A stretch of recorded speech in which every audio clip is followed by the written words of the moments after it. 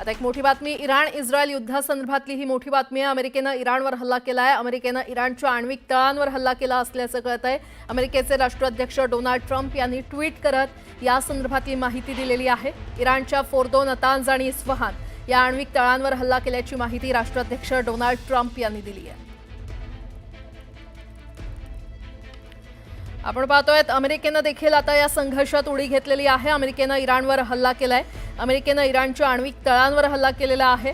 त्यामध्ये इराणच्या Fordow, Natanz आणि इस्फहान या आण्विक तळांवर हल्ला केल्याची माहिती ट्रम्प यांनी दिलेली आहे। या क्षणाची मोठी घडामोड आपण पाहतोय।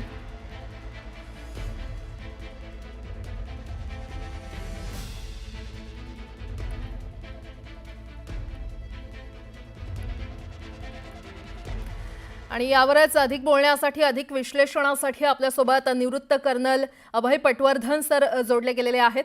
अभय सर, आपलं स्वागत आहे न्यूज 18 लोकमतमध्ये। आपण पाहतोय इराण इस्रायलचा हा संघर्ष गेल्या काही दिवसांपासून वाढतच चाललेला आहे आणि आता त्यामध्ये अमेरिकेनं देखील उडी घेतलेली आहे। अमेरिकेनं इराणच्या 3 आण्विक तळांवर हल्ला केलेला आहे। हवाई हल्ला आहे असं देखील सांगितलं जातंय। कसं पाहता तुम्ही या सगळ्याकडे? हा हवाई हल्ला त्यांनी केला ते 2 प्रकारे केला की फोर्डोवर त्यांनी 3 B-2 विमानं पाठवली, ज्याच्यामध्ये 6 मॅसिव्ह ऑर्डनन्स पेनिट्रेशन बॉम्ब पाठवले जे 30,000 पाऊंडाचे होते। आणि इस्फहान आणि नातांज याच्यावर त्यांनी समुद्री हल्ले केले। समुद्रातील सबमरीनमधनं त्यांनी 15 मिसाईल्स किंवा 10-20 मिसाईल्स अशी एकूण 30 मिसाईल्स त्यांनी या 2 केंद्रांवर मारलेली आहेत। त्याच्या आधी इस्रायलने त्याच्या या दोन्ही स्थळांवर हल्ला केलेला होता। त्याचा अर्थ असा की त्यांनी इस्रायलच्या हल्ल्यामध्ये जी तिन्ही आण्विक ठिकाणं आहेत त्याचं सुपरस्ट्रक्चर खराब झालेलं होतं, बर्बाद झालेलं होतं। फक्त पेनिट्रेशन करून आतलं जे आतलं स्ट्रक्चर आहे ते ध्वस्त करायचं होतं। ते त्यांनी मिसाईल्स मारले, जे अंडर सी मिसाईल्स ते साधारण 15 ते 20 फूट खाली जाऊन ध्वस्त करतात। त्यामुळे इस्फहान आणि नतांज इथली आतली जी स्ट्रक्चर्स आहे ती पूर्णपणे नष्ट झाली। आणि हे जे बॉम्ब त्यांनी 6 टाकले फोर्डोवर, त्याच्यामुळे फोर्डो सुद्धा आतलं नष्ट झालेला आहे असं ट्रम्प यांनी अधिकारवाणीने सांगितलं।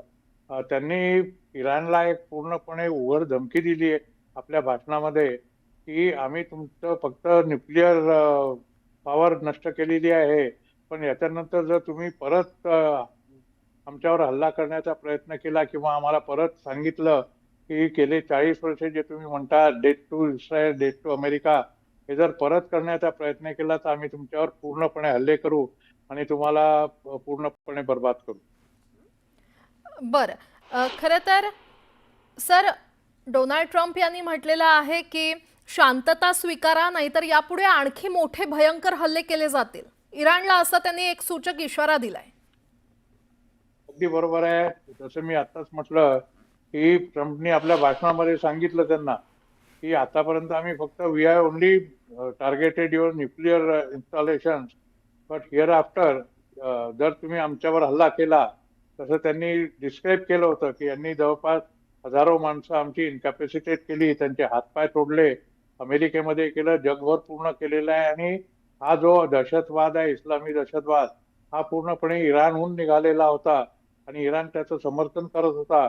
तर तो आता यांनी थांबवला पाहिजे आणि त्याच्याकरता ही एक वॉर्निंग आहे, जर तुम्ही थांबवला नाही तर आमच्याकडे ही यंत्रणा आहे की तुमचं प्रत्येक टार्गेट आम्हाला माहिती आहे आणि आम्ही पूर्णपणे युद्धात उतरू, असा त्याचा एक तो गर्भित इशारा होता इराण करता। अभय सर, आणखीन एक महत्त्वाचा प्रश्न, इराणच्या फोर्दो या आण्विक तळावर मोठा हल्ला झालाय असं राष्ट्राध्यक्ष डोनाल्ड ट्रम्प यांनी त्यांच्या ट्विटमध्ये म्हटलेलं आहे। हे आण्विक केंद्र खरं तर भूमिगत अणुकेंद्र आहे आणि ते महत्त्वाचं देखील आहे इराणसाठी। नेमकं ते महत्त्वाचं का आहे आणि त्यालाच का लक्ष्य केलं गेलेलं आहे, या संदर्भात काय सांगाल?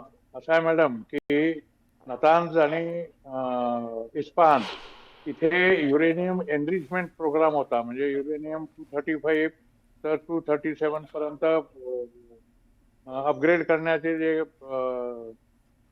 हे होते कारखाने होते ते तिथे होते किंवा फॅसिलिटीज तिथे होत्या। पण ऍक्च्युअल अण्वस्त्र बनवण्याची जी काही फॅसिलिटी होती ती फोर्डोमध्ये होती. त्याच्यामुळे बाकीचे जे दोन्ही त्यांचे जे संसाधनं आहेत किंवा स्ट्रक्चर्स आहेत ते साधारण 20 ते 30 फूट जमिनीच्या आतमध्ये होते. पण फोर्डोचं जे होतं ते एका पर्वतराजीमध्ये पर्वताच्या आतमध्ये जवळपास 200 ते 300 फूट आतमध्ये होतं आणि इस्रायलला ते नष्ट करणं शक्य नव्हतं. असे बॉम्ब फक्त अमेरिकेकडे आहेत, ज्याला ते मासिव्ह ऑर्डिनन्स पेनिट्रेशन बॉम्ब म्हणतात. हा 30,000 पाऊंडाचा किंवा अंदाजे 14,000 किलोग्रामचा एक बॉम्ब असतो. एक B-2 विमान जे आहे ते 2 बॉम्ब घेऊन जाऊ शकतं आणि यांनी 3 विमानं पाठवली, कारण ट्रम्पने सांगितलं की आम्ही 6 बॉम्ब त्यांच्यावर टाकलेले आहेत.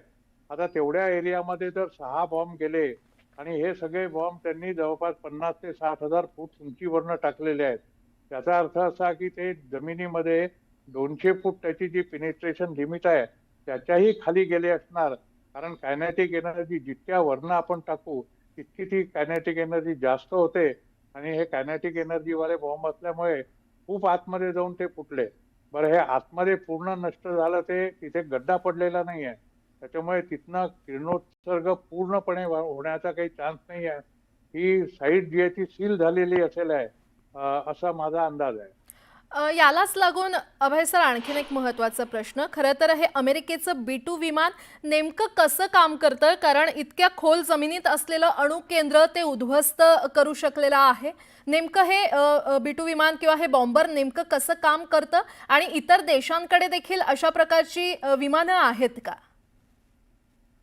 मॅडम, हे एक स्टेल्थ विमान आहे, म्हणजे रडारच्या फावक्या बाहेरचा रडारने ओळखू शकू नये अशी त्याच्यामध्ये त्यांनी सिस्टीम बनवलेली आहे आणि हे जवळपास 50,000 ते 60,000 फूट वरनं जातं. आता हा जो बॉम्ब असतो कायनेटिक एनर्जी बॉम्ब, हा जितक्या वरनं तुम्ही टाकाल तितका तो खोलमध्ये जातो किंवा तितका जोरात त्याचा इम्पॅक्ट होतो. जर तुम्ही 25,000 फुटावरनं टाकला तर तो होणार नाही. इस्रायलकडे ही विमानं होती, C-30, C-130, C-30, त्याच्यामधनं हे बॉम्ब जाऊ शकले असते जर अमेरिकेत त्यांना दिले असते. पण ही विमानं 25,000 फुटाच्या वर उडू शकत नाही.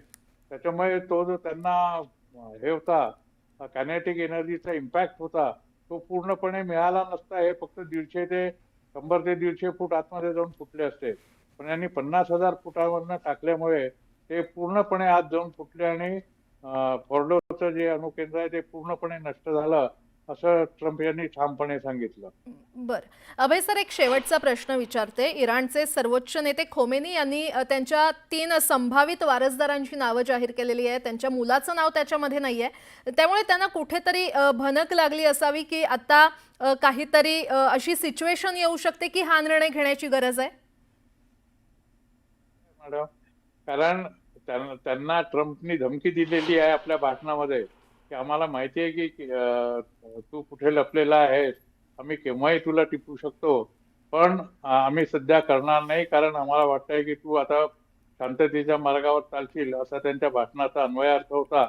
आता ते मिळाल्यामुळे यांनी स्वतःच्या मुलाला त्याच्यातनं बाहेर काढलं. 5 दिवसापूर्वी त्यांनी मुत्तराकडे पूर्ण हे सोपवलेली होती, त्याची धुरा सोपवलेली होती इराणची. पण आता त्यांनी एक मिलिटरी काउन्सिल टाईप 3 सदस्यांची कमिटी नियुक्त केलेली आहे आणि स्वतः आता हे एक तर पळतील किंवा अज्ञातवासात जातील. तिथे अमेरिकेला त्यांना शोधणं आणि मारणं किंवा मोसादला त्यांना शोधणं आणि मारणं थोडं डिफिकल्ट होईल, असा माझा अंदाज आहे. बरं, ठीक आहे. अभय सर, या विषयावर आपण संवाद साधतच राहू. तुर्तास धन्यवाद या संपूर्ण विश्लेषणासाठी की नेमकं काय घडतंय इराण, इस्रायल आणि अमेरिकेमध्ये. धन्यवाद.